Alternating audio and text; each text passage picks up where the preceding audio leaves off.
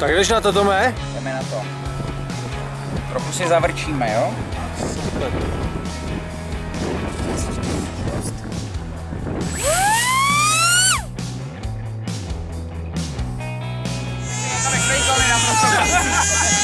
A co bys mi tam dal na to, jako?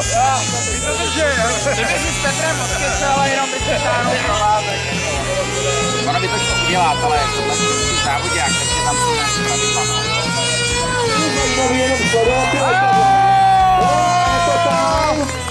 Ale je zajímavý sledovat ty piloty. Začnou naskakovat katy vodníkovi.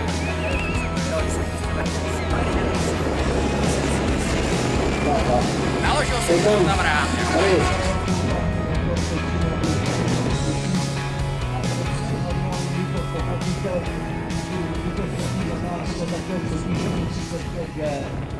To je neuvěřitelný, takže tam by vlastně nikdo nedopadl sedět. Víš, kdyby tam sedělo takový...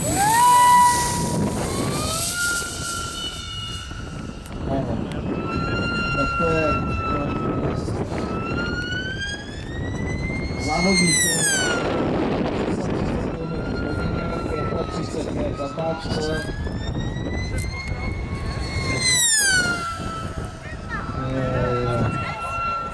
To je trošku rychlý.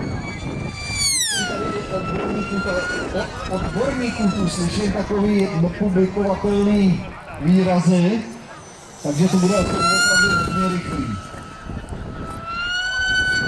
No a mimo jiný, no tak ono taky těžko by to jako mohl říct někdo jiný. Pilot je mistr světa.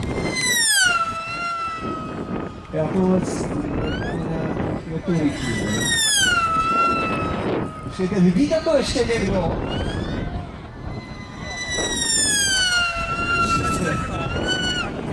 Jo, takhle.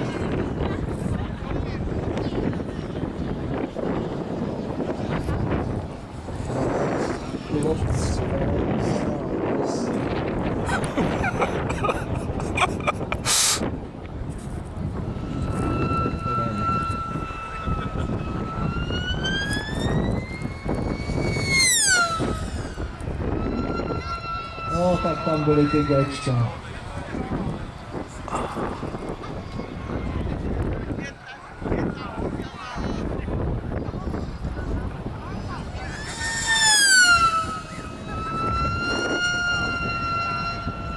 Budou mu vážitky, jo?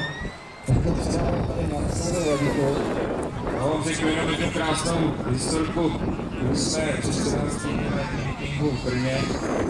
Tomáš tam lítal a já mu říkám, Tomáš, a on mi říká, Tomáš jedno a taky jenom byste věděli, kdo lítá a co lítá. Je pilák normálně zřejmě náhodný prostě pilotový mistr světa.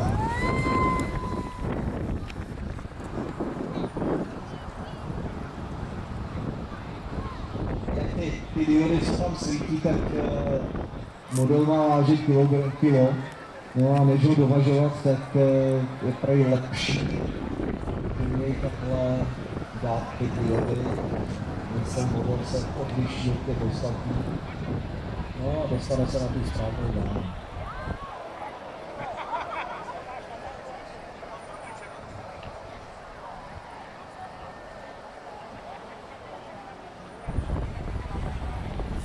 No, přistávací rychlost, najednou krásně se podrovná, sedne to na zem.